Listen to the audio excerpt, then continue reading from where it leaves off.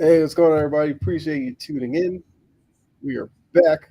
Another Snap Counts podcast.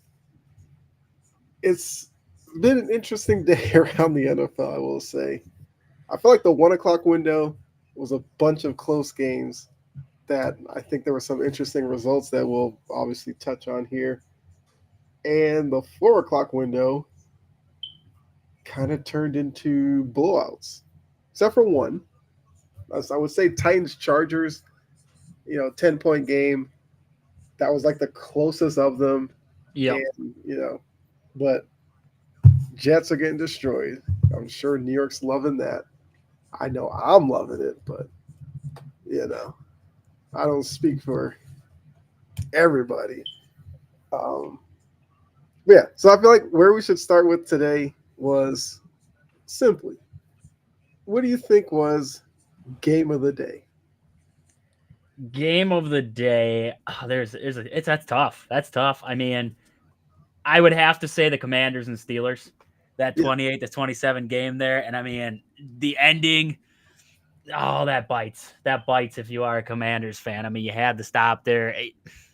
That sucks. And then, you have to. I don't know if Dan Quinn told his guys when they ran out there, like, they're going to try and get you to jump. Like, you're on the 50-yard line. I just didn't feel like, you know, I'm going to run a play here. That's really, there's ballsy and then there's really ballsy because if you give Jaden Daniels the ball with a minute plus on the 50-yard line, that dude can sling it around. So you're playing ballsy then. So you get into that kind of mindset and it's like, they're going to try and get you to jump off sides. That's the thing that they want.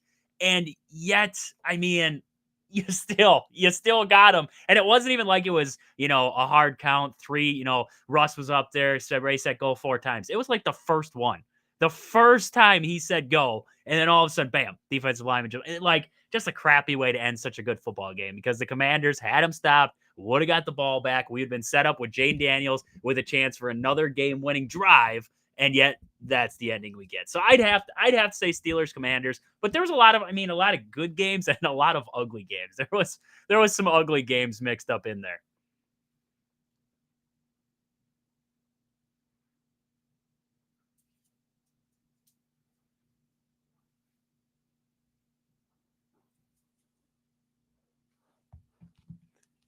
I don't Kyle, are you frozen?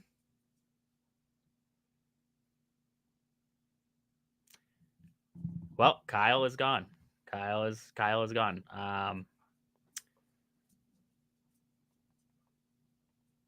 Hopefully we can get him back here in a minute.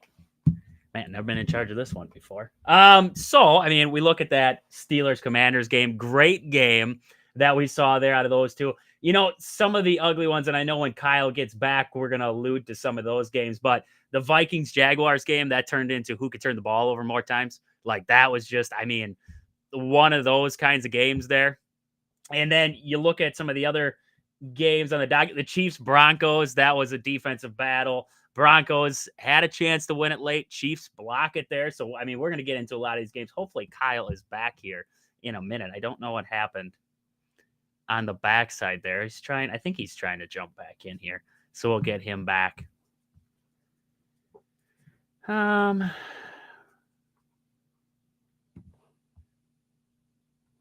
Hopefully.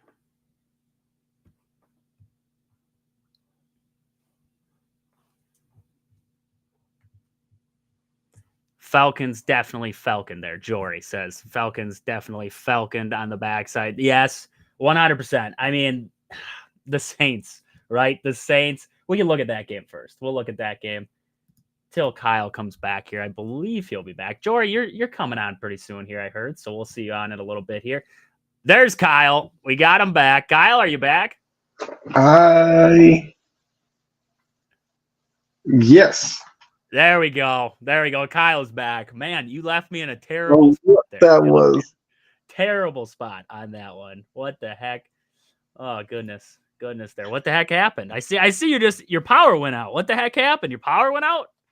I was literally just sitting here and lights just flickered on and off, and I was like, so I make one joke about the Jets, and now the power goes off. Whatever. But yeah, so Woody I'm Johnson got back. upset, right? Woody's upset. Right there. I guess I'll be careful what I say about the Jets now. Um, But but yeah, yeah, so Washington and the Steelers was my game of the day. That was definitely a great game. Came down to a crappy ending for the Commanders on that late encroachment that they called there. You had to know going out like, hey, it's 4th and 1. You're not going to get that ballsy and try to run it straight up ahead at the 50-yard line. So you knew mhm, that you had to have it in the back of your mind, like they're not running a play. They're going to try and get us to jump off sides. And on the first hard count, he jumps offside. Like it was yep, just, man, it was a crappy way to end such a good game. What was gonna set up a Jaden Daniels once again trying to drive his team down the field and win it. It was just a great game that ended in such a sucky way. yeah, and I feel like from watching the game, and maybe you can let me know if you feel the same way. Is it crazy to think that the Steelers might just be the best team in that division right now? You know, they don't ask Russell Wilson to do everything, right? They don't ask Hmm. Russell Wilson to do everything. And the defense is so darn good. Like that defense is great. I mean, TJ Watt, Hayward now coming off the edge. And now they just got Preston Smith, who, I mean, yes, he wasn't having great numbers with the Packers, but you put him into that system now with TJ on the opposite side. He's drawing a lot of double teams. That makes Preston Smith's game that much better there. So that defense got even better. You look at the offense, Najee Harris is having one of his best seasons. Yes, it's not Derrick Henry numbers, but it's a great season. Is it crazy to say it? No, it's not crazy to say it. If the Ravens play their best game, offensively, I would say the Ravens are the better team. But if I were to put defense to defense up against each other, the Steelers got it. The Steelers have the better defense. Look at that secondary for the Ravens. They just stink. So, I mean, I'm looking at these two teams right now, and I would say, they both excel in one area versus the Hmm. other. The Steelers on that defensive side and the Ravens, if they play their best game, Lamar's hot, and you got Derrick Henry running the football like it's nothing. They got receivers galore there now. If they made deals for receivers when they should have upgraded the secondary. But, I mean, they have a boatload of pieces on the offensive side. So I can't wait to watch that game between the Steelers and Ravens because that is going to be a battle of can the Steelers defense stop Lamar Jackson, Derrick Henry, and company? And I truthfully think they can. And I think then it goes on to Russell Wilson, who we saw today against the Commanders, who have a good defense. I mean, don't have a bad defense. We saw today that when they needed big plays, they were able to hit big plays. 14 for 28 doesn't look great, but you look at some of those big hitters in there with George Pickens, Mike Williams now with the Steelers. Like, that's a big body dude to go up and get 50-50 balls. Like, you love to see guys like that. I mean, I don't think it's crazy to say. I don't think it's crazy to say that, between the Chiefs are the Chiefs, right? You can't knock the Chiefs off yet. But the Ravens and the Steelers, they're neck and neck right now in the top side of that division. And for good reason, because those are two good football teams right now. And I would not be surprised if the Steelers could, end up winning that division, beating the Ravens, and maybe even beating them in the playoffs. I would not be surprised if I saw it just because of how good that defense is for the Steelers. Yeah, I mean, I feel like what we've seen, I guess for teams when you go up against Baltimore, you got to be disciplined with your rush so you don't give Lamar easy, alleyways to take off and run. But I do think with Russ's ability to throw the deep ball, we've seen quarterbacks that are able to do that can make plays against the Ravens secondary. So I agree with you. It's going to be interesting to see when those two finally meet how it looks with Russ against that defense and what Lamar can do against TJ Watt and those guys up front. But you did I bring think up the Chiefs. Okay, go ahead. it's crazy how star-studded that Pittsburgh defense is, though. Like, look at some of the Yeah, names. You have Cam Hayward. You have TJ Watt. You have, Patrick Queen's on that defense. You still have Fitzpatrick back there. Like, that is a very solid veteran-led defense yeah, now. And you add Preston Smith into that now. And, TJ Watt, he didn't even have one of his greatest days. Like, this wasn't a great day for TJ Watt yeah. defensively. But you look at the guys that can fill in for him there, make big plays. Like, this defense, even when one of your best guys in TJ Watt isn't having his greatest game because he's getting double teamed and, they got to put so much attention on him. That just helps the rest of these guys. And that's what I think sets the Pittsburgh Steelers defense apart from a lot of other teams is the amount of quality pass rushers, linebackers, everything that they got in one room where you have to account for everybody. And you leave guys open when you're starting to double team big players like TJ Watt on that line. So, I mean, I love it. And I love the amount of Wisconsin Badger guys that I see on this defense. I mean, goodness gracious. We got Loudermilk on there. Keenano Benton's on there. He's defensive lineman from Wisconsin. TJ Watt. I believe there's a linebacker on there too somewhere. I'm not going to search through it right now and try and find it. But they got a boatload. They love their Wisconsin players out there, Wisconsin defenders. So I love to see that too. I love the Pittsburgh Steelers defense. Let's just plain and simple, love their defense over top of most teams right now. Yeah.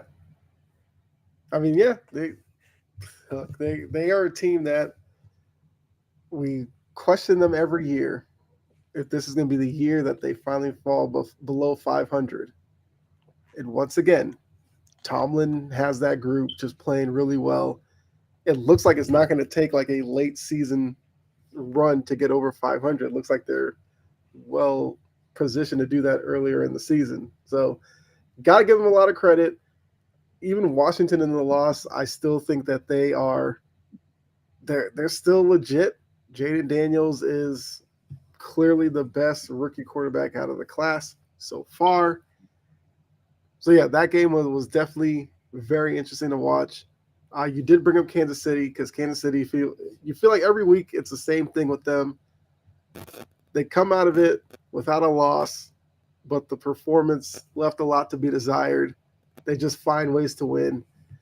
Denver came into this one at 5-4. They leave Arrowhead 5-5. I mean, look, 16-14 loss. I feel like if you're a Broncos fan, that's nothing to really get upset about. You know, Bo Nix and that team, I think they were, a 7-point underdog. You know, going late into that game, they had opportunities. I feel like if you're Denver, you count it as one of those moral victories. Like you learned something about your team being able to hang with Kansas City in Arrowhead. But I think the question with Kansas City is, how vulnerable are they?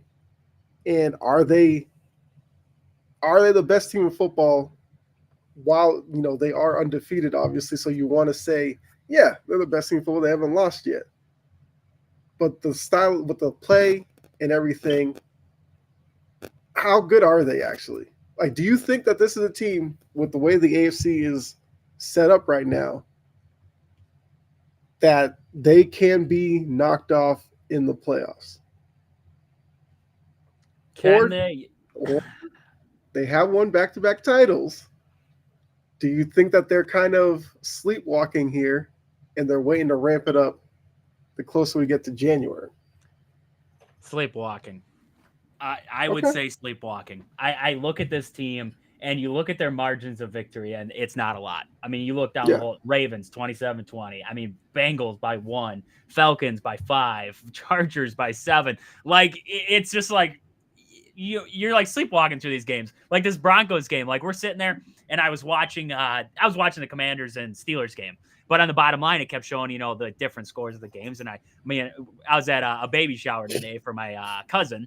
And I was looking at, you know, the bottom line. They're sitting my uncles. I'm like, I guarantee you, you know, it was, I think 14-10 or something at that time. I was like, I guarantee you this game ends 16-14. Like, I guarantee you 16-14. Like that was the final score. Like they do just enough. It seems like sometimes. And where that's going to run them into trouble will be against teams like the Steelers, where we just mentioned, where I don't think it'll run them into as much trouble unless it's a shootout with the Ravens, because the Ravens have that ability. But look at a team like the Steelers. If your back's against the wall, how good do you think your odds are of driving down the field against TJ Watt late in the game? Because I don't know what it is about that guy, but when it's late game situation, he finds his way into the backfield. He finds his way. Yeah. He had that one, he almost had that interception on that play by Jane Daniels when he tipped it there, but he finds ways to disrupt passers late in games. And now you add in, you know, Cam Hayward's in there. You have those pass rushers. Those kinds of games will worry you if you're a Chiefs fan. You don't want to, I mean, we're going to see that kind of game. I believe they play them second to last week of the season.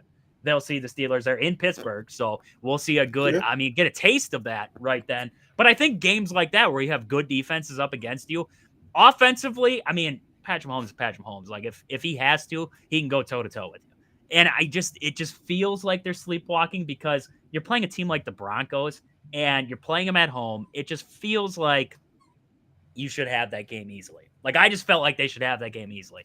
It wasn't by any means easy. And then you look Buccaneers. I mean, Baker Mayfield played a good game. I mean, they played a great game there, but I mean, Chiefs outlasted them, right? Found a way late. Now, a lot of people say, the penalties and everything like that. Yes, that does benefit the Chiefs at time. I will agree. Back to the Broncos thing. The Broncos, there might be some guys getting fired on that kick unit there after that because I don't know what blocking scheme that was, but there was like I don't know. I just rewatched it. There was like 3 guys who got through their blocking there. So I don't know what happened, but there was a missed assignment somewhere, and then everybody got confused because that was a disaster. So Broncos should have won that game. Should have won that game. Chiefs find a way to win once again. It's a game like that, even an ugly one, where they're going to run into trouble like that, where Bo Nix leads the team down the field and sets them up with a game-winning field goal. I don't think they're the best team. I honestly don't. I don't think the Chiefs are the best team. They're definitely not in the NFL, right? You have the Lions up there as the best team right now. But, I mean, I would, if you talk an NFC, I would throw the Packers into there. I would throw the Commanders into there right now. I don't know about the Vikings. We're going to get to that game, but I don't know if I'd throw the Vikings in there at this moment. But I'm looking at a lot of these other teams, and I'm like, could they beat the Chiefs? Yeah. Like, I look at them on paper, I'm like, they could beat the Chiefs right now. Now, until somebody does, the Chiefs are the best team. Like until somebody knocks them off, they have won back-to-back Super Bowls. They still have Patrick Mahomes. They still have Chris Jones. They still have, Travis Kelce's still in the room. Like until somebody beats them, they are still the best team. Now on paper, are they the best team? No. Stat-wise, no. But they find ways to win football games. So end of the day, does it look pretty? No, but a win's a win, right? That's all you can say. A win's a win. They're 9-0, and there's a lot of teams right now who aren't even close to 9-0. So at this very moment, the Chiefs are the team to beat. They're the team to beat in the AFC until somebody knocks them off. Yeah, look, for teams that are, contenders and, are well coached and well, built in terms of their roster, you get games like this today where don't have your A game, you don't have your fastball, but you do just enough to get the win. And a win like that is something that when, you get into January, we might look back and see that the Chiefs have home field throughout the playoffs. And we'll look back and say that Denver game was one of the reasons why they put themselves in that position. So I do agree. For a team that's won back-to-back, you had to figure that this year there would be some letdown in their play because they've had 2 long seasons, and football's a very physical game. It takes a lot out of you. You can tell with Kansas City, they just want to get to the playoffs. Yep. That's all they want to do. Yep. And every other team in the AFC knows if they have to go to Arrowhead in January, they're in for a long night against a team that knows how to win. So for Kansas City, look, they're 9-0 right now. If Kansas City finished the season, I don't know, 13-4, going 4-4 their last 8, they're not going to be worried. Like 13-4 will still get you a top seed in the AFC. Yep. They'll get their home games. They also shown, as they did last year in the AFC title game when they had to go into Baltimore and get a win, they're not worried about any of these road games that could potentially be there waiting for them with any of these AFC teams if they were to drop a few games. Like they know who they are and they know what to do late in the year. These other AFC teams need to show us that they are capable of taking advantage of a Kansas City team that may not be playing on all cylinders. Yep. You're talking like an NBA team, right? They say it all the time with these NBA teams now with like Joel Embiid not playing and all them different things, right? It's about, we're going to get to the playoffs. Just, it doesn't matter where we're seated. We just got to get there, right? That's the Chiefs. They don't care, right? It doesn't look like they're playing on all, flying on all cylinders. It doesn't look like any of that right now. I don't think Patrick Mahomes is playing his best football. I don't think Travis Kelce's playing his best football. That's the Chiefs. They know that this is the easy point, right? We're just going to sleepwalk. We're going to sleepwalk. And then all of a sudden we're going to turn it on. Just a question of when they go to turn that switch, is it there, right? Is it just going to fly open again? Or are they going to become in a stalemate with a team like the Steelers or a team like the Ravens? Or if the Bengals, Big Joe Burrow ends up in the playoffs, right? Man, oh man, right? They're going to Yeah. get nervous. So, I mean, it's one of those things. The Chiefs just, they find a way. And sometimes that's all it takes is to Hmm. find a way to win a football game. That's what they're doing right now. Also, back to the Commanders thing, too. A lot of drops. A lot of drops. Jane Daniels had a couple balls that he threw out there. There were a couple drops in this game that could have led to big plays or first downs in this one. So that was a big thing out of that game too. Jane Daniels he's got a cannon. And I don't think sometimes those receivers are ready for that cannon because it Yeah. hits him in the hands, hits him in the helmet, drop it. It's like, geez Louise. And I know Anthony said something about that first down there. He came back, right? Ertz had the first down, but then he tried to make a move and get in a little bit more, and he came back. If he would have just I don't know if he could have backpedaled, but he was at the first down marker, but he decided to run back and then try to come back forward. I mean, it wasn't a first down when it was all said and done. But I honestly, watching it to begin with, I was like, yeah, he's got the marker. But then he made that move to go back and try and get more. Not the smartest move there by Ertz, Hmm. but I mean, you don't know where you're at that point either. So that's a tough situation, anyways, to be in. So yeah, I agree with Anthony. Like, if that had been a first down, different story, maybe that we're talking about right now. But Steelers played a good game, right? So end of the day, that's all. That's all we got. Yeah, exactly. Um, yeah, seeing Jane Daniels be 17 for 34 is not normal. No, it He's doesn't help on usually my very fantasy team at all. Doesn't help fantasy. right. He's normally very efficient. But 7-3, they look like that they will. Well, I mean, because of the Philly, what they're doing to Dallas, I guess we could transition to that because Dallas was in the news. Jerry Jones said that they didn't want to sell at the deadline. They didn't. He was talking like he had faith in this team possibly turning it around. I don't know. Even with Dak going on IR first, and then we later learned season-ending surgery seems to be heading his way. They're here getting beat 34-6 right now in Dallas, so we know Dallas fans will be highly upset with that. But looking at Philly, seems like it's another game that they put together where they looked pretty good. Are the Eagles back? Or you still need a little bit more from them? You can't ask me that after playing the freaking Cowboys if the Eagles are I back. mean, Okay, okay.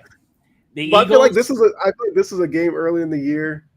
The Eagles would have struggled, won some ugly game like 10-6 or something, and be like, they got the Yep. win, but who cares? The fact that it's 34-6 and knowing that they are a much better team than the Cowboys and they're showing that on the field, I do think that's something that Eagles fans can look to as a big positive from today. Because, like you said, Cowboys are a mess.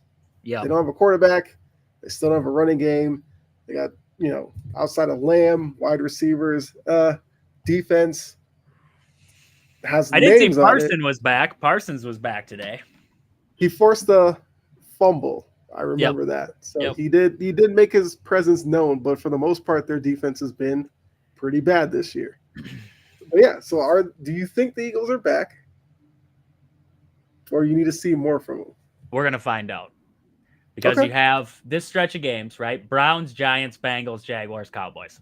Not a great, not a great Yeah. stretch of good teams, right? Those are, I mean, winning a football game is winning a football game at the end of the day, right? We just watched, I mean, a lot of ugly games today. We've seen teams get, beat by bad teams. I'm not going to say that the Eagles winning these games didn't show me something because they did. They showed me their running game is still there. They showed me domination on the offensive line. They showed me things in these games.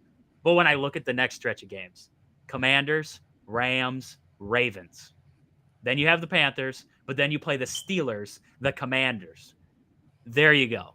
Now you find out. Now you find Okay. out. Because you have an Eagles team now who's hot. They're feeling themselves, right? It's going to move to 7-2 here after this win against Cowboys. They're feeling themselves. They're feeling good, right? But now you play the Commanders coming off a loss where they feel like they should have won that game. And everybody feels like they should have had a shot to win that game if they didn't jump off sides. So, I mean, you have a hot Commanders team coming in. Then you play a Rams team who I would never overlook them because Matthew Stafford he's still got some juice in that arm. And there's a Mhm. lot of talent on the offensive side of that ball. So Rams are a tough team. That's going to be a dogfight. The Ravens are a very good team.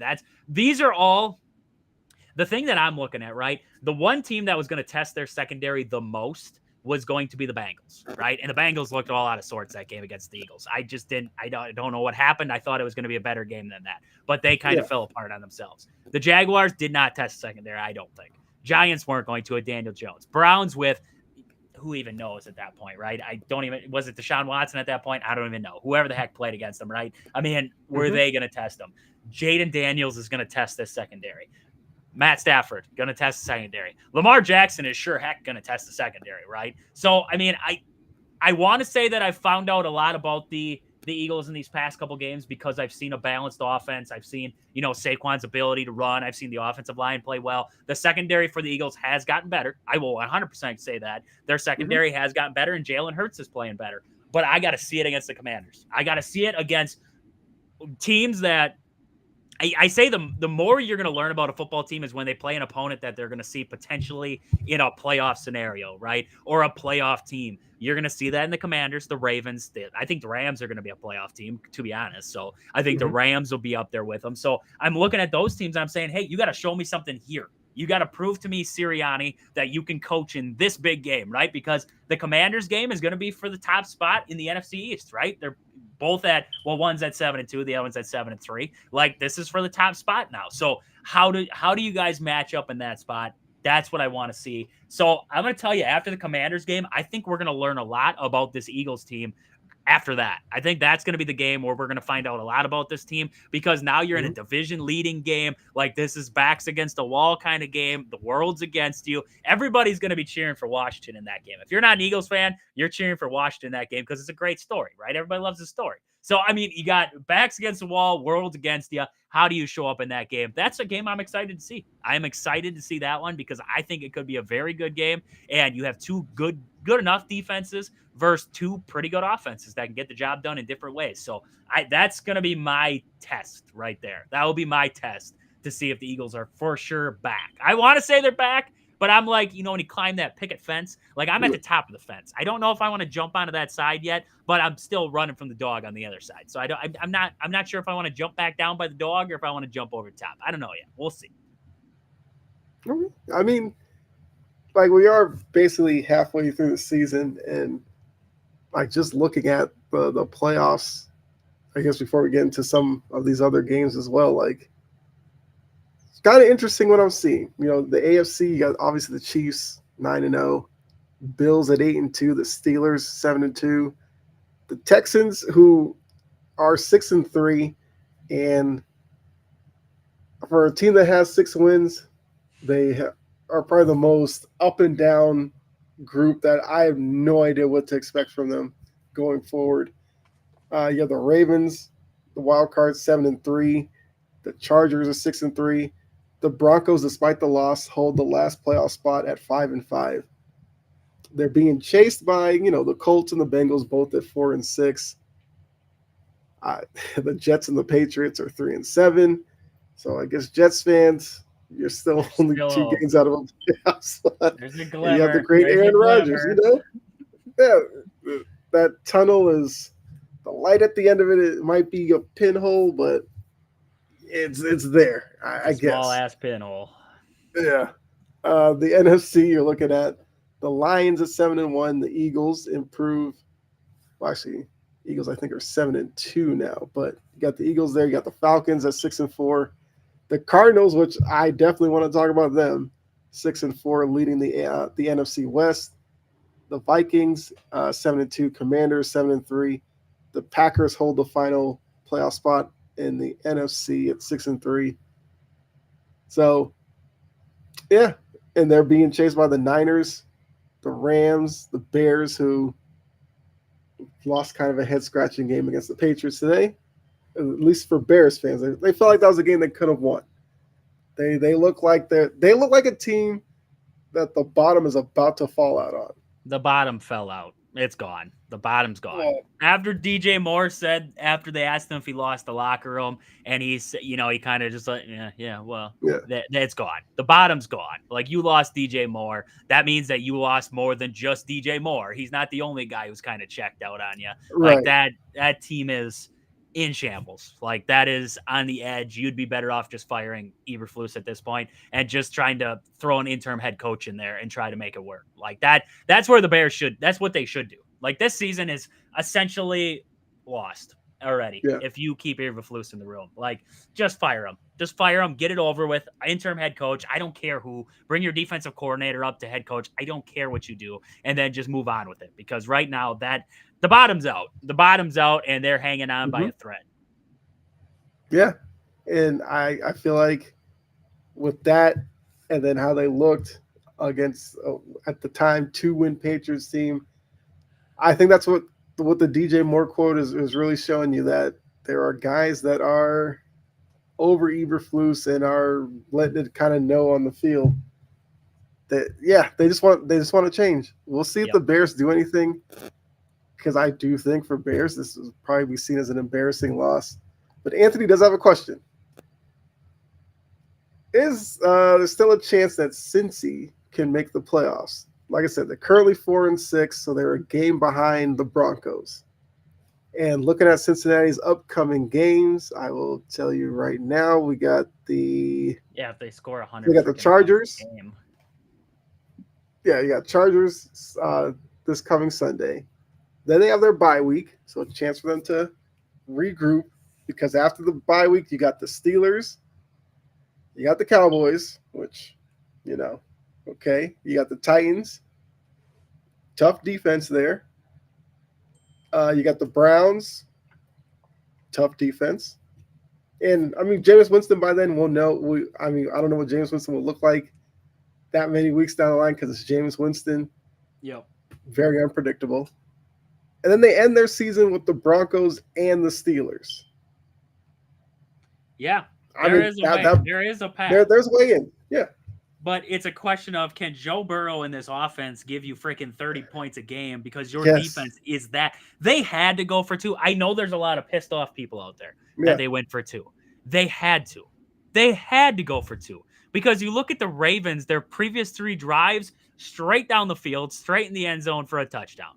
Like, their defense, yeah, they did their thing in the first half there. But yeah, I mean, yes, the Ravens didn't play great in the first half, so you're talking about a tale of two halves there too. But I mean, it's just, that is a terrible defense. I've seen some bad defenses, right? If you give me the Bears defense with the Bengals offense, like, you would have a Super Bowl team right there. But right now, we're talking about a good offense that can score it at will, and we're talking about a defense that couldn't stop a nosebleed. Like, this is just bad. This is bad football. Although you almost feel bad for the offense right now, because they are doing about everything they can. They put up a boatload of points Mm-hmm. against the Ravens.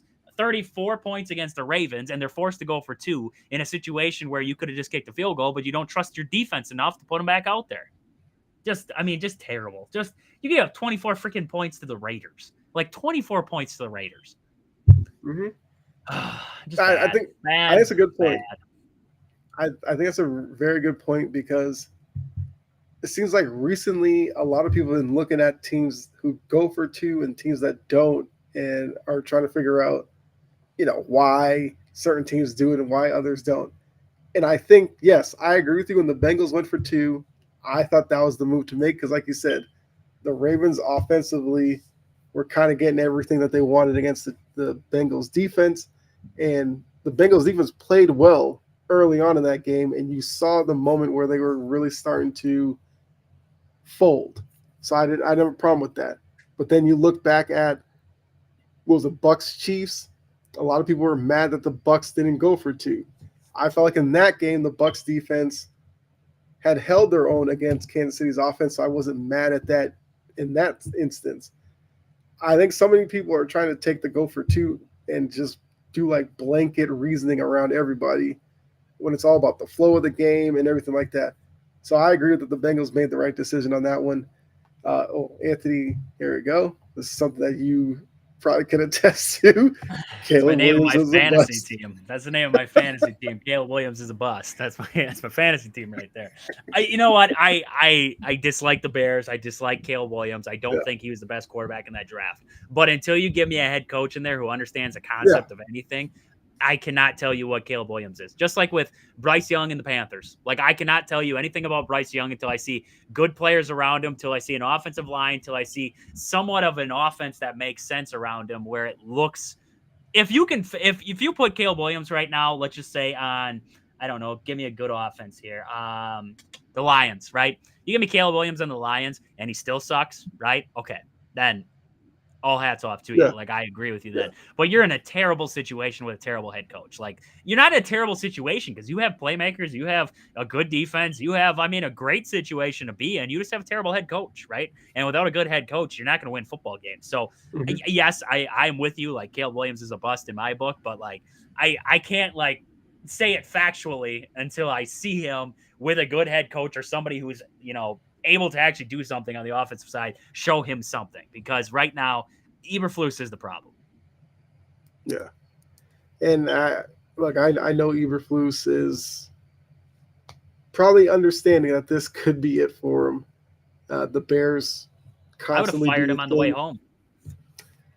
They would have a good reason to. Was this game Yeah, in New I England? Was this on the road? no, it was in Chicago. Oh, I'd have fired him right there, right then and there. I would have told him to walk off. I mean, yes, Kyle, I know you love the Patriots, and I don't Yes. want to crap on the Patriots here, but the Patriots suck. Like the Patriots suck. I don't know who needs to be told that, but the Patriots aren't a good football team right now. They're building. They're building. Don't get me Mhm. wrong. They're building. Yeah. Drake May's building, and this team's building back up from what they were. They were stripped down to the bare bones, right? I mean, after the machine worker left and Bill Belichick, they were down to about one hex bolt sitting there, a little 3/4 inch bolt, right? And they're trying to rebuild this thing.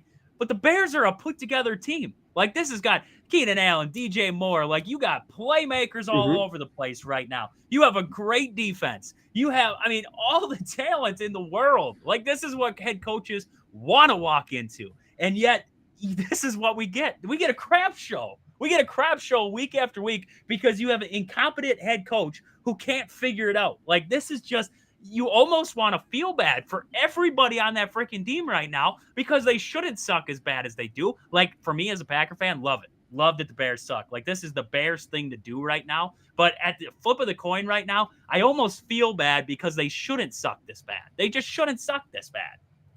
The Cowboys suck too. Let's just get that out of the way. The Cowboys suck too. That's Hey, not head I got coach though. That's owner. That's owner GM. That yeah. is owner GM putting them in a terrible spot. Like that is not, Mike McCarthy. I've always said it with Mike McCarthy. He runs a straightforward offense. They're going to beat you by being better than you. That is Mike McCarthy's offense. They will beat you by being better than you. And right now, they do not have the capabilities on this team to be better than you because they don't have a good running back. They have CeeDee Lamb, and that's it in the wide receiver room. Ferguson's a good tight end. Like, I'm not Hmm. knocking Ferguson. He's a good tight end, right? The offensive line's at this point here. But that's Mike McCarthy. The way that he coached in Green Bay, the way that he coaches there is his offense is centered around my playmakers being better than your defense. We're going to beat you to spots. We're going to be better than you in those aspects, and we're just going to run you over. It doesn't work when you don't have playmakers and you don't have any stars on this team or even somewhat stars. You don't have anything. You have nothing to build off at this point, and you have no plan at quarterback because we saw Cooper Rush, we saw Trey Lance. Neither one of us showed us anything. I mean, it's a terrible ran organization, right? And I know it's a Hmm. multi-million-dollar, billion-dollar organization, but Jerry Jones needs to, I mean, if he ain't going to sell a team, he needs to hire a GM and just step away. Just step away. Let somebody who understands the game of football run it, and you just write the checks. Write the checks, reap the rewards, do your thing. But the biggest problem is when owners get involved in contracts. Look with Haslam. Look what Haslam did to the Browns. He got me Deshaun Watson. Ooh, that's a good deal. Browns are going to get out of poverty. Where are you at, Cleveland? Where are you at now? Big money guy comes in, Woody Johnson with the Jets out there. Big money guy Yep. brings in all these guys, right? Let's bring in Rodgers and the boys. We'll make them Green Bay East out here. We'll be good out here. No, it ain't happening. You have terrible owners, terrible guys trying to run systems, and that is your biggest problem right now. Cowboys suck because of Jerry Jones. Nobody else. I'm not blaming Dak. I'm not blaming CD. I'm blaming Jerry Jones for the way that he set up this team for failure at this point. And you should have, we talked about it earlier, you should have sold at the deadline because what were you going to do? The Commanders are good. The Eagles are good. You're not winning that division. So what were you going to shoot for? A wild card? Guess what? You got to compete with the Vikings, the Packers. I mean, the 49ers are in a wild card race now. You have the Seahawks, you have the Cardinals, you have the Buccaneers in that wild card race. If they don't win that division, I think they're going to win the division. So, I mean, the Buccaneers won't be in there. But you have so many teams in that race already. Just bite the bullet for a year. Bite the bullet for a year, rebuild, get some draft picks, whatever you got to do, rebuild from the ground. I don't care what you have to do. Jerry Jones is he's doing terrible at his job. Like, that's just terrible. I don't know what else to say. I really don't know what to say about the Cowboys right now. I mean, I feel like that's everything right there. And if Dak is going to be out all year, so it's like I said, supposedly with the season-ending surgery, now it's Cooper Rush or Trey Lance, and it's just like, I feel like at this point, you're better off just starting Trey Lance. Best case, he shows you something, becomes a bit of a trade chip. Maybe you get some more picks or something for him. Worst case, he shows you he just doesn't have it, and you just move on from him. Like Cooper Rush, you know who he is, but that's the Cowboys. It's Jerry Jones. He, good or bad, Jerry Jones is going to be Jerry Jones. But before we do move on, bringing Jory into the show. What's up, Jory? What's up? It's Jory. been a very interesting day. Yeah. I know. Because, you watched your team as well. I mean, now that you are in here, though, because I was going to ask this question.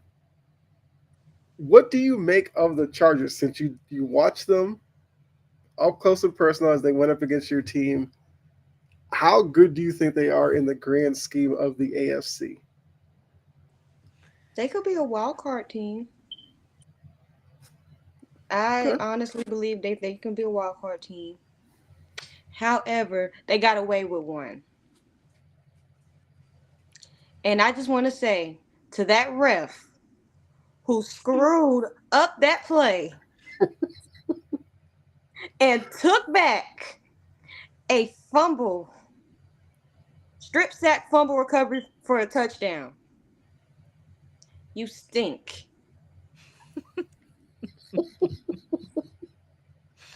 And your mother should have gave you up for adoption. Oh, that's bold. That's bold right there. He could have still became a ref after that. Like, the adoption thing has nothing to do with it. Look, I'm trying to be nice. Just tell us how you feel. I'm trying to keep it cordial. Tell us how you feel. Because what was that? Justin Herbert was knocked down. That ball was clean out. What are we talking about here? These blind refs. Did you go get LASIK and it failed? I've heard a lot of failures in LASIK before, though. Of course, I know. The percentages are not high for us. The Giants stink because they're poorly run. But this call, I'm like, really, bro? And I'm thinking, like, if this happened to somebody like the Chiefs or the Ravens, I promise you, we hear more about the refs. I usually don't cry about the refs, but that was a load of cow manure. Yeah. I mean, it was a pretty blatant play where, Herbert goes back, the arm was hit, not like his hand was coming forward or anything like that. And like you said, Jory, it took away a defensive score. We know I needed it. Yeah, because we know how big momentum can swing off of a defensive score. So it would have been interesting to see how the rest of the game would have gone. I mean, Trey, I asked Jory this question. What do you make of the Chargers with the AFC? Because we talked a little earlier with the Chiefs being 9-0, whether or not they'll be vulnerable or anything like that. But the rest of the AFC, I think there's plenty of questions with all of these teams. So where are the Chargers for you? They're a wild card team, but they're tier 3. Like, I'm not putting them with the Chiefs, Steelers, Ravens. They're a Texans. they're a Texans kind of team for me right now. Like I don't trust the Texans because that offensive line is terrible. But I would still, if the Texans and Chargers met, like that'd be a good game. That'd be a good game between those two. So I would say they're on that tier 3 right now for me. If Chiefs are up top till somebody beats them, I mean they're number 1. Like I'm not knocking them off the top until somebody knocks them off. Right? They already beat the Ravens this year. And then I look at the Steelers, Ravens. Those two are neck and neck there in tier 2. And then I look tier 3, and that's Texans, Chargers. You could even put the Bengals in there if they figure out something on the defensive side of the ball. The offense is fine. It's just the defense needs to figure out something there with the Bengals. They need to fire everybody on that side because I'm like, what the hell is going on? Yeah. I was watching the Ravens games on Thursday. I'm like, please don't sell. And they played a good, solid 3.5 quarters. Good, solid. Yep. And then here we go with missed tackles. That Lamar run just made me mad. I turned my TV off. I'm like, are you kidding me? And you know exactly which one I'm talking about because I think he ran it awfully close to the goal line. Okay, he gets by defensive linemen. But there was about 5 missed tackles on the way from that point to the end zone. What are we doing here? Yep. Absolutely. I turned my TV off. I'm like, I'm not finna sit here and watch them blow this game. Nope. That's a Bengals defense in a nutshell right there. That one play. That was the whole defense in one play. Like that's all you needed to see to realize this is the Bengals defense. This is why we suck. And the thing is, the Ravens defense wasn't playing much better. No, their secondary is terrible. Like if they wanted to buy at the deadline, that should have been secondary help. There was secondary players out there. That's what makes me mad about the Ravens. I'm like, how many times are we going to sit here and blame the damn receivers? Yep. How many times? We do that for Trevor Lawrence too. I'm about tired of that crap too. How many times are we going to blame the receivers when you need secondary help? Go get a receiver. Your secondary is crying for help. Go get a receiver. Marlon Humphrey gets picked on almost every game. Go get a receiver. You kidding me? Roquan Smith looks vulnerable in the middle of the field at times. And you go get another receiver? Yeah. We just got to score more points. If we put up 50-some points a game, can't lose. But if your defense allows 51, then what's the point? Well, that's the Bengals right now. That's the Bengals in a nutshell. If they score 100 points on offense, they're going to lose 101 to 100. Like, that's just how it works. Like, like the Bengals and the Ravens are literally the exact same team, but with a different record. Yep. 100%. That's why the Steelers, I think the Steelers could win that division and they could beat them both. Like the Steelers are just a better all-around football team because they have the defense that can win a championship. You got to have a good defense to win a championship. Yeah. But feather brains don't want to hear that. Yeah, no. They're not represented on the show, so too bad for them. Because I agree. Yes, because we will. Yes, we'll talk about Trevor Lawrence. I want to talk about that game. I want to talk about that game. Yes. That was bad. We will definitely talk about that one. I'll give Jacksonville this. I thought the uniform was kind of clean. I think it was like a new one that they put out there. I thought it was clean. The guys in that but the guys wearing the uniform, it's not good enough. Like not at all. I felt good for Mac Jones. He got that touchdown drive. He was feeling himself. He's getting into it with the crowd. He's pumping himself up. Yeah, it didn't all work. for them to. Yeah, it was just the same Jacksonville style football we've seen all season. That was second drive of the game. Like, feeling yourself very well. They went up 7-3. I was sitting here like, is this going to be the game where Patriots fans will be like, oh, Mac Jones should have kept him? No, I think we're good. Is it going to be the game where, Sam Darnold completely blows up, loses to a terrible team, and Vikings fans are losing their mind? They might still be losing their mind, but at least they got the win. They are. So looking at, I would lose my mind. I would lose it. Yeah. But now looking at the NFC North, which I feel like a couple of weeks ago we talked about how great that division was. I feel like now it's kind of separating where the Lions are clearly the best team.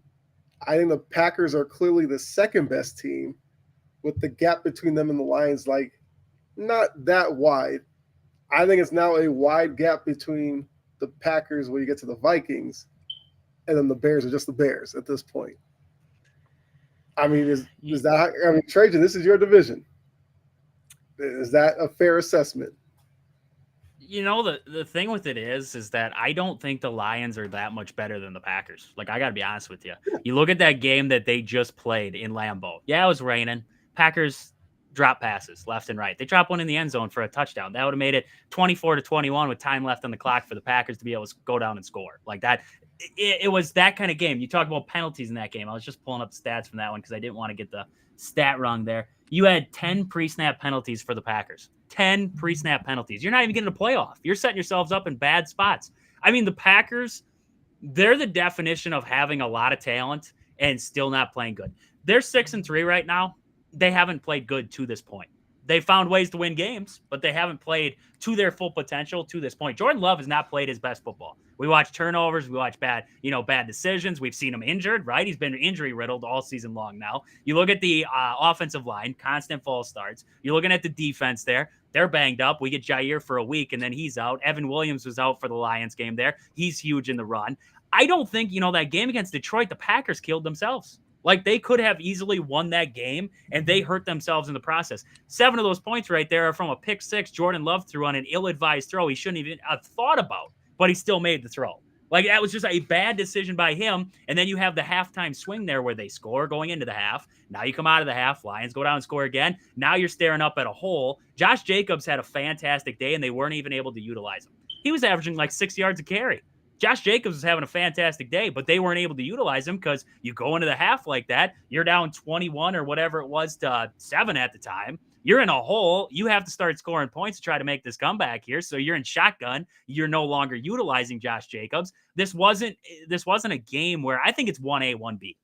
It's 1A, 1B right now, Packers Lions. Like, I think the Lions are clearly the best team in the NFC, but I don't think the Packers I think the Packers can beat the Lions, should I say. I think the Packers can beat the Lions. And I think they can beat them, wherever it is, at Ford Field, whether it's at home in Lambeau. I think they can beat them there. So I'd go 1A, 1B. Vikings, Sam Darnold showed me something today.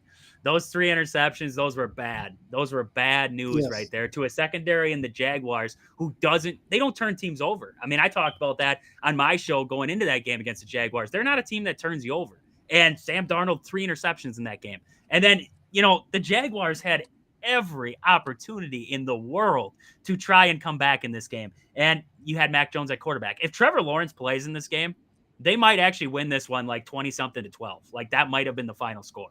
Just because I think Trevor Lawrence would have been he would have made those throws that Mac Jones couldn't make. And the Vikings defense didn't play well in this one. So I look at this team right now, and if I'm a Vikings fan, I'm kind of nervous because I am now seeing a little bit of this Sam Darnold, not, 2 weeks in a row, first half he sucked. And now you see this whole game performance against the Jaguars where he struggles continuously. I listen to this Vikings podcast guy, and he tells me all the time how the Packers haven't played anybody good. They've played the whole AFC South and barely won. Like, look what just happened. Look what just happened here. You won 12-7 over the Jaguars without Trevor Lawrence. Like, I don't know. This Vikings team did not show me a lot. I will say, because I have the Vikings next. If they perform like that versus a porous defense, I don't know what they're going to look like versus my defense. And for one game out of 10, I finally, since the 3 he didn't play, I got through a game where I didn't yell out Will Levis's name in agony. He didn't turn the ball over. He played pretty solid. He had a couple of plays that down the field that really showed you something. Can he be consistent? Please stop. Maybe him sitting in 3 games because his shoulder hurt got him to learn a little bit. He learned by watching, maybe. But if it's helping him make smarter decisions and stop turning the ball over at egregious times, I'm all for it. Because I see the talent. It's just he get in his own way at the most stupid times. Yeah. But Sam Darnold has his hands full next week. Yeah, because I was just about to say, the turnovers were bad enough on their own, but the couple that were in the end zone were ones that you just cannot have at this point in the season. So yeah, you go to the Titans.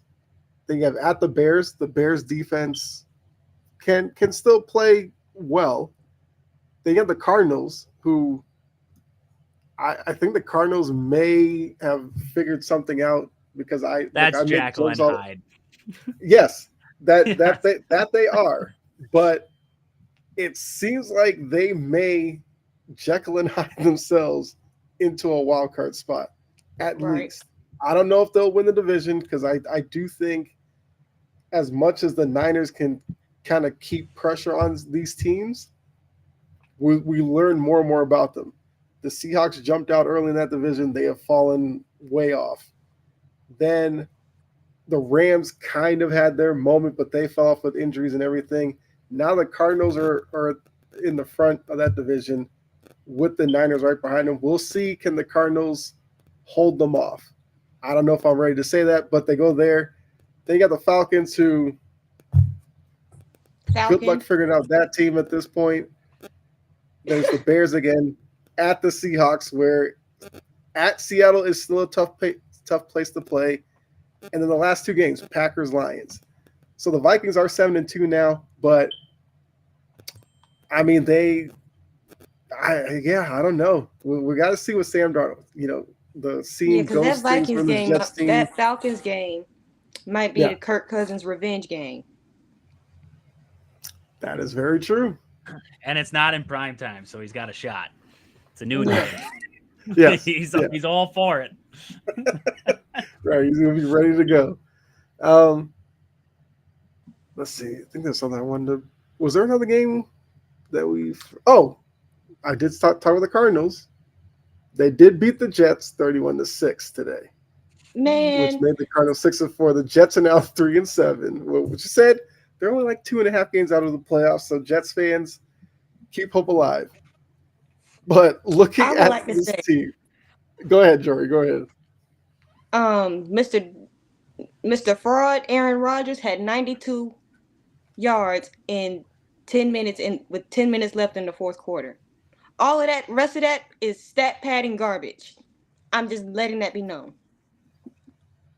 Yeah. He had 92 yards with 10 minutes left to go in the fourth quarter.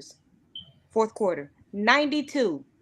Mm-hmm. So that 127, 130 crap, whatever he tried to do was garbage. Yes, he ended up 22 for 35 for 151. But like you See? said, I saw the same stat. 92 yards from a guy that was supposed to be the savior for this team and get them over the hump. But hey, that's the Jets' issues there. I think more importantly, Kyler Murray was 22 for 24 for 266 with a touchdown. And Marvin Harrison, 5 catches, 54 yards. I feel like with him, you always got to see if he's going to be locked in and fully focused, because he had a few games there where he was starting to slack off a bit. Trey McBride had some plays as well, but Kyler Murray was efficient against the Jets defense, which luckily for Overrated. them, yes, but so much attention's been on Aaron Rodgers that nobody's really gotten onto the defense yet. Once again, the defense had a chance to shine. They failed miserably. And yes, 6 points from your offense is never going to get it done. But giving up 31 to a Cardinals team with Kyler Murray, we know Kyler Murray has talent, but it's always going to be like between the ears thing with him. Is he going to play the game correct mentally and not make mistakes, which he did today? But the Cardinals had 28 first downs. The Jets had 17. That's a problem. Third down, the Cardinals were 5 of 7 on third down. That's a problem. The Jets were only 6 for 13.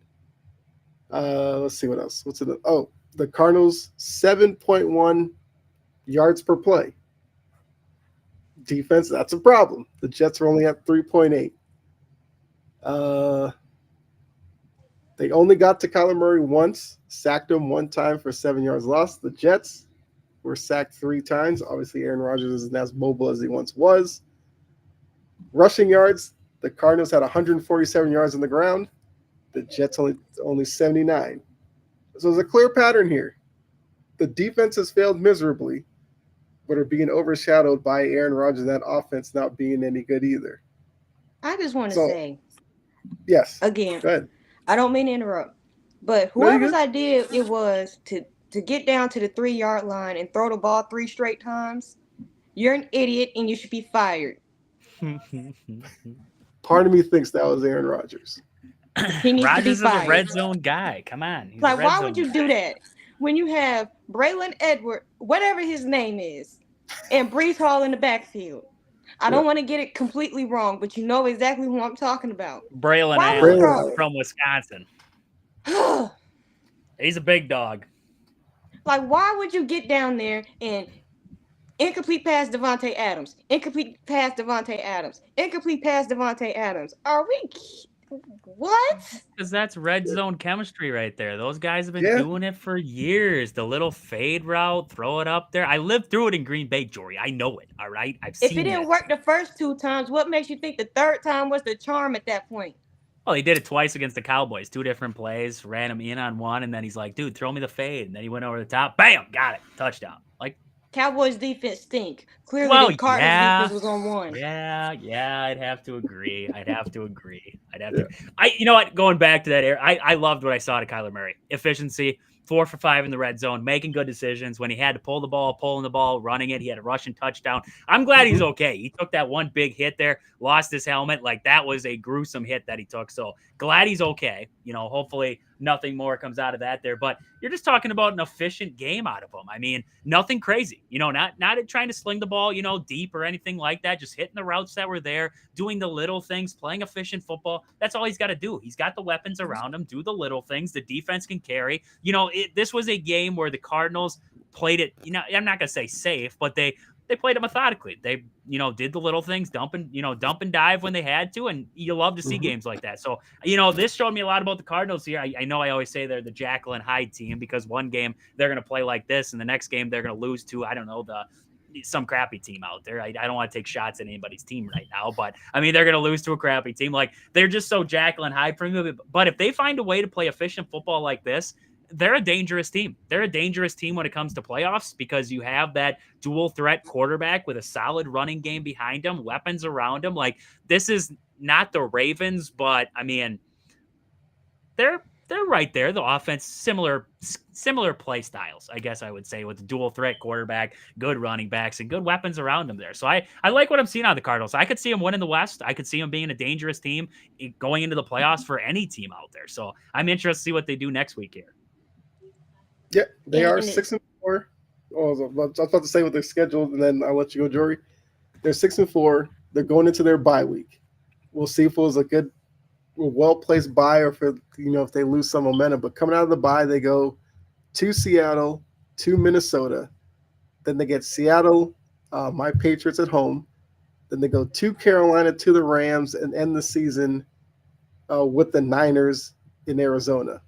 So looking at that schedule, just I guess yes or no, will they be a playoff team?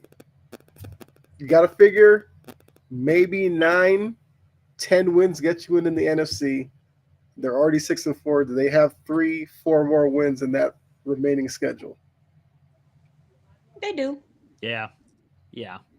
Okay. Split with Seattle. I think they'll split that because going to Seattle, like you mentioned earlier, that's tough, right? And then Vikings in Minnesota could be a tough game. And then you split the games with the 49ers and Rams, and you take care of your business against the Patriots and the Panthers. You find your way into a playoff picture. Yeah. And that's going to be crazy to think that the Cardinals could legitimately be a playoff team. But yeah, Jory, you were trying to say something? I was about to say, as far as going back to the Jets defense, I have not, you know who's been quiet? Quinnen Williams. He has, yes. And his brother, and CJ Mosley. Yeah. And for the most part, Sauce Gardner. Sauce has not been Sauce this year. He has definitely not been the same Sauce Gardner, which sucks. He's watered down. I feel do you wonder if it's part of Salah? He's getting do called you for think it's PI Salah a lot leaving? more. He is. But do you think it's part of Salah leaving too, that the defense kind of lost his identity? He was probably a big part of that defense. So you lose him, like, you blame him for the offense, but he was never there for the offense. The defense didn't look bad when he was there. Now it looks like it's a troublesome mess at this point here. And, they thought just getting Hassan Reddick back would fix it. And, well, we see how that's going at this point. Yeah, they have That's still what happens struggled when to you get miss after the half the quarterback. season. Yes. Yep. Right. 100%. It might just take Reddick like 3-4 weeks to really get going. But Yeah, at he's in this his point in the preseason season, right now. they don't have 3-4 weeks to waste right now. That's Yep. kind of the problem. Yep. I feel like before we get out of here, since it is kind of the mid-season, I was going to ask each of you, what's one thing that you probably thought about before the season started that you proved right on, and what's something you completely missed the boat on, with depending on team or player or something like that? I thought my Titans would be a playoff team, and I was wrong. I missed the ball on that. Okay, 2, and I was completely right about the Ravens' defense being porous and vulnerable. there you go. How about you, Trajan? The Packers' youth would come back to bite because right now they are 4th, I believe, in drop passes right now, and they're also 2nd in pre-snap penalties with 30 on the season already. So the youth, the undisciplined play, I said it right off the bat to start the year. I was like, that's going to come back to bite us. You know, you want to be young, but you also, that does come back to bite in certain areas. And I think it's biting the Packers right now. So I would say that's my big one because, well, I talk about them every week on my show. So I have to, that's my big one there. I would say, other than that, my one that I was right about, the Cowboys, no running back was going to lead to issues. Like, you got to have. I bet they want Tony Pollard now. You just think Cowboys throughout the years, like, you always had a running back, whether it was Zeke, whether it was whoever, like, you always had a solid running back. And now you look at this team and it's like, there's not. I think that Dowell, I think he could be a good running back. Like, I like what I see out of him, but I think the season's too far gone to know anything about him. But I think he could be a good back, just like up with the Giants there, that Tracy there with the Giants. I think he's becoming a pretty good back there with the Giants. So, I think they have some young guys that are showing a little bit there with the Cowboys, but the lack, you had the shot at Derrick Henry. You didn't take the shot because you didn't think he'd fit your scheme. Well, you should have made him just fit the scheme. You should have found a way to make him fit the scheme. I don't care. Like, that's a stupid excuse not to sign the guy. And to address Mr. Anthony's comment, Lamar always becomes a real good passer in a regular season. Do it in the playoffs. Next. Oh, that's an interesting one because Anthony Richardson, I thought he would maybe look like something this season here. And we're just seeing more and more of his college. I mean, he was never good in college. The Colts really reached on him, drafting him. And I mean, I hate saying people are a bust, but he's a bust. Like, they just have to accept it at this point, move on. Like, they screwed up. You would be better off if you moved him to like running back or wide receiver at this point. Like, he's got speed. I know he's got speed. He's got the ability to do some of them crazy things. Like, just put him out there. Let him be a running back. Let him be a wide receiver. I've seen quarterbacks do it in the past. I think there was a Ohio State quarterback that did it with the Texans. I can't remember his name off. It wasn't JT Barrett, was it? Terrell Pryor did it. Terrell Pryor, that's who it was. He did it coming out of Ohio State. So, I mean, you've seen quarterbacks do it. I think, Anthony Richardson's got athleticism. He's got a lot of football capabilities. I just don't think it's as a quarterback. So if I'm the Colts, I'm like, dude, you want to learn how to play wide receiver? Like, I'll throw you out here. You want to learn how to play running back? Like, you can be a crazy fast running back or a Cordell Patterson kind of guy. Maybe he's a returner, right? Maybe you throw him back as a returner and be some of the, some crazy jet sweep crap. I don't know. But right now, he's not a quarterback. I was surprised by that. I drafted him on my fantasy team this year. I was like, he's a good runner. He's a good deep ball thrower. It's just going to be if he can figure out that intermediate stuff. Yeah. And I don't see it happening. Yeah. For Joe Flacco. And the way he started that game, I was like, oh, Lord. I love Joe Flacco. But then Josh Allen started his stuff. I'm like, good. Yes. What is this? I just can't hate Joe Flacco. I just can't hate that guy. Like, that's like the greatest story in all. Like, he's in like dropping his kids off at school or something. All of a sudden he gets a call from the Browns and they're like, hey dude, you want to come back and play quarterback? And he's like, oh yeah, get out of the car, Timmy. Like, I gotta go. Like, I got an interview here. The Browns wish they had him. Right. Yes. Like, I mean, he's playing well for a really, I mean, how old is he? He's got to be like 40 something. He's like 30. I was going to say like 39, but yeah, he's probably like 40 now. 39 on the nose. Okay. Heck of a guess there. January 16th will be his birthday. Mr. Bryce Young in Carolina, I like how he's approached the game post benching. every time I see a picture of him smiling, I'm like, oh my God, this is what a quarterback with some confidence looks like. Well, Me being an Alabama fan, it pains me to see Carolina be Carolina. I didn't even want him to go to Carolina Mm-hmm. for that reason. And he looked like he was broke. But every time you see him smile, it's just a little bit of serotonin. I'm like, he got his mojo back. Good for him. Now, can he continue and build off of it? I believe so. Because he's very smart. And Yep. I saw a few things in that game today that I'm like, if he can continue to improve and work and progress, and Carolina doesn't give up on him and break him, at this point, I'd say just go try to force your way out. But whatever. Mm-hmm. If somebody No, I could think get their hands on him and develop him, yes. he's gonna be he's gonna be fine. He got his mojo back. I'm just proud to see it. well, Dallas will need a quarterback here pretty soon after Dak goes away. Maybe he'll go down to Please don't Dallas. do that. Don't subject him to that curse of not being successful. Right. It's just an option. It's just an option, right? Maybe he can flip It's an script, go to the option. Giants. I don't know. Like the Giants are going to need a quarterback after Jones here. I almost That's feel even bad for that worse. guy. I almost feel bad for that guy. Like he didn't.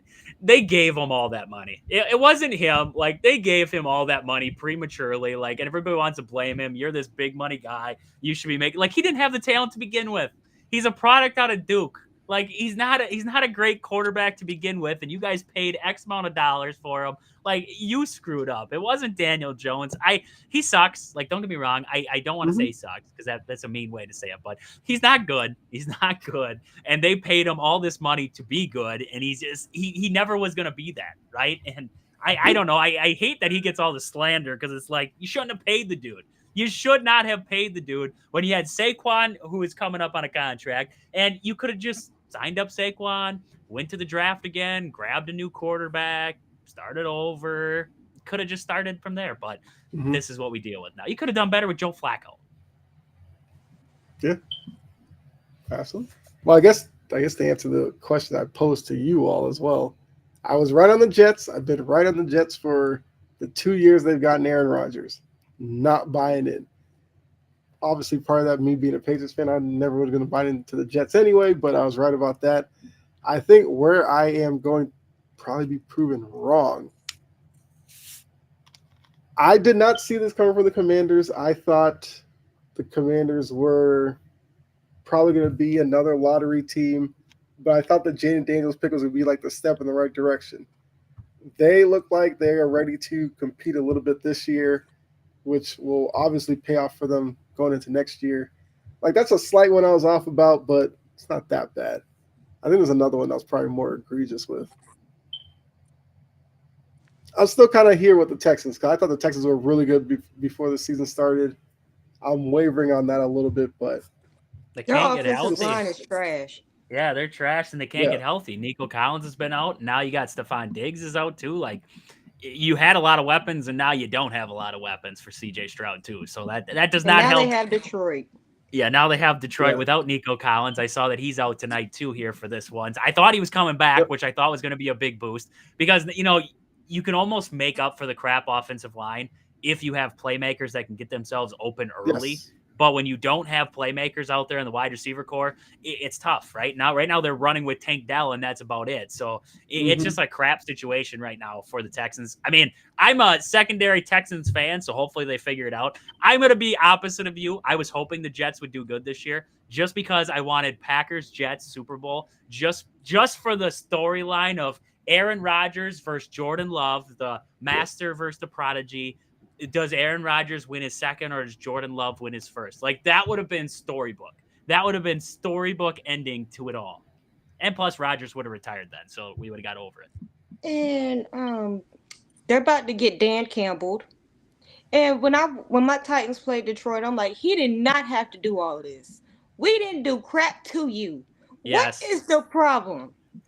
The Yep. fighting ankle biters. What? There's a lot of video from that Packers game.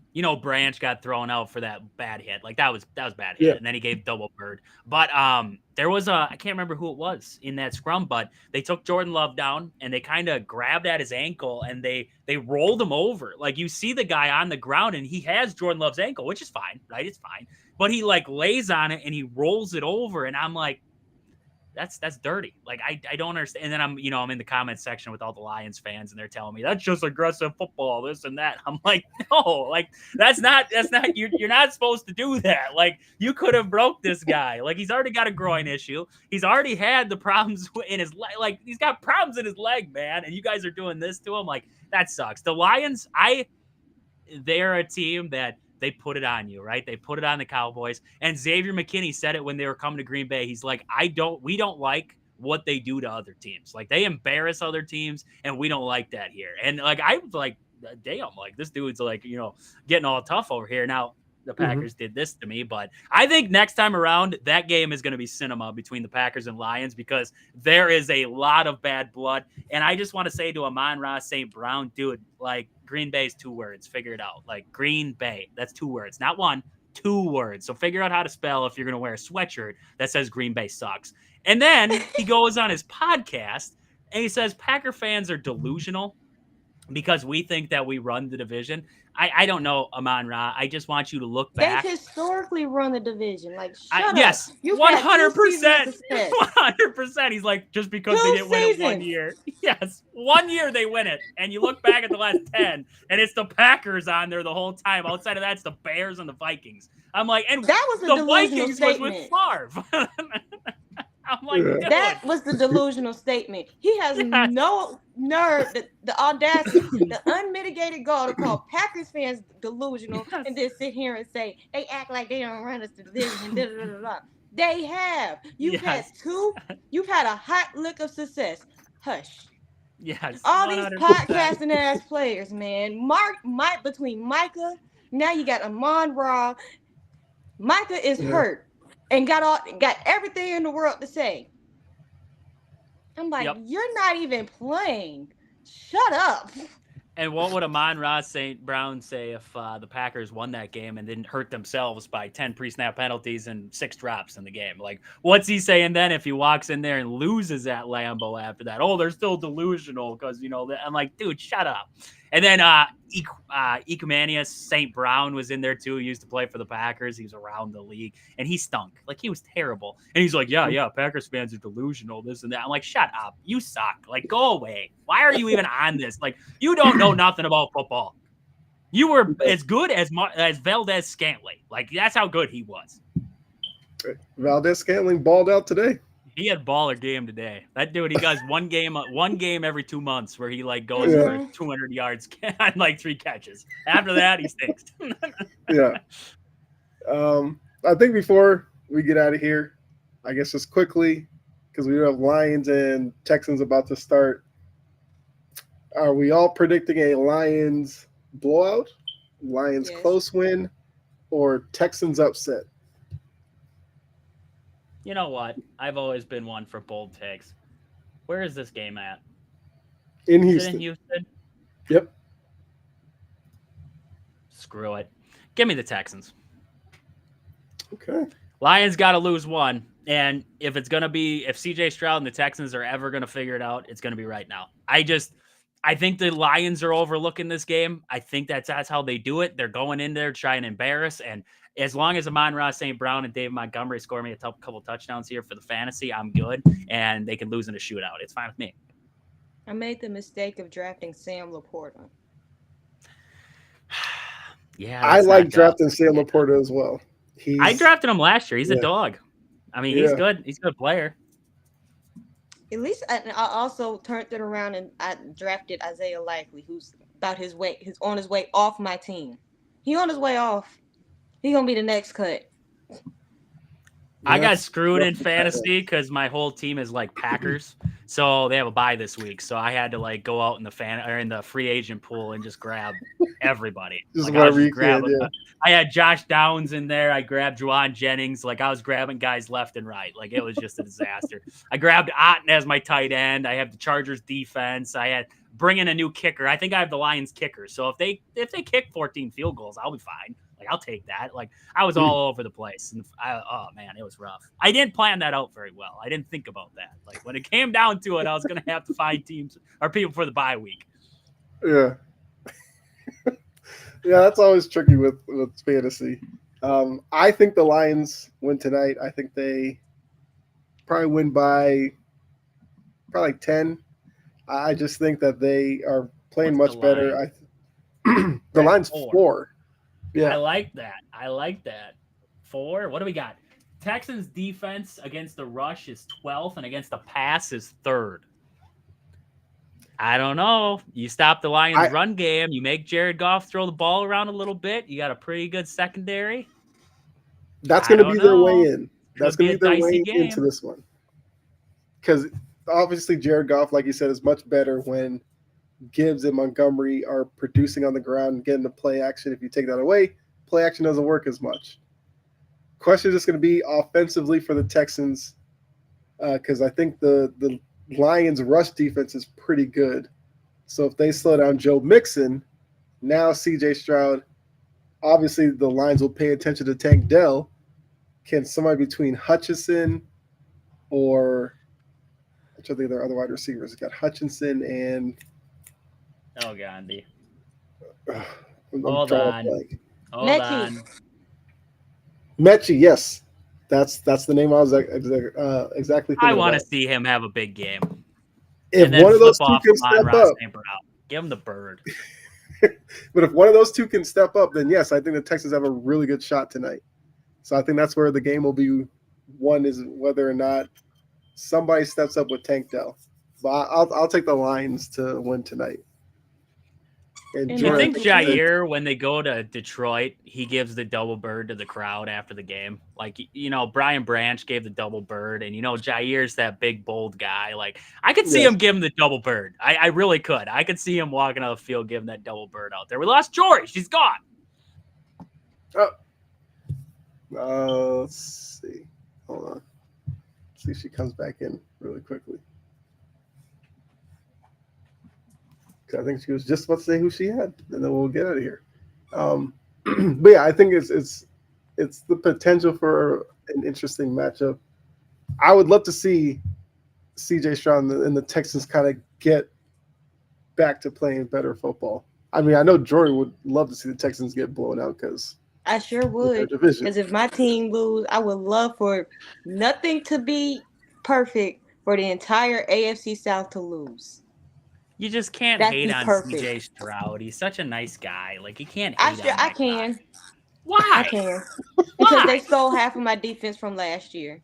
Of course they did. That just tells you had a good defense. That's props to you. You put together a good defense. Like, you should feel good. Yeah, and I hope they lose. Well, okay. That's fair.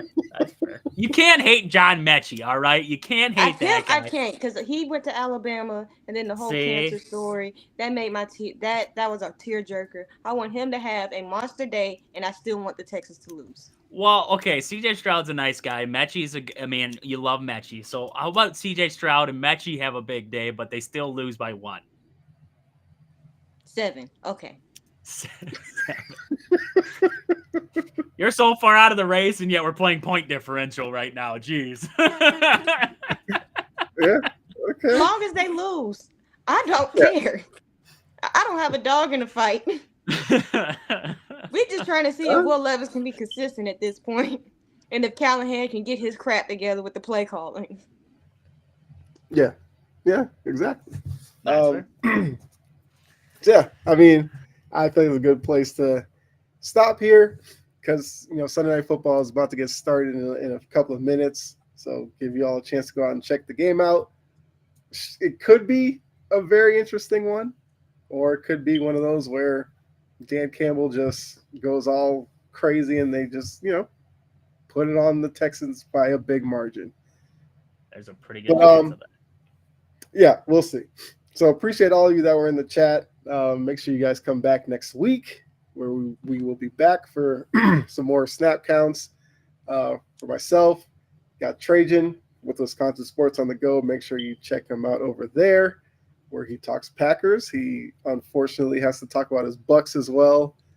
He's got Kyle will be there soon. Basketball. We're gonna be talking about it.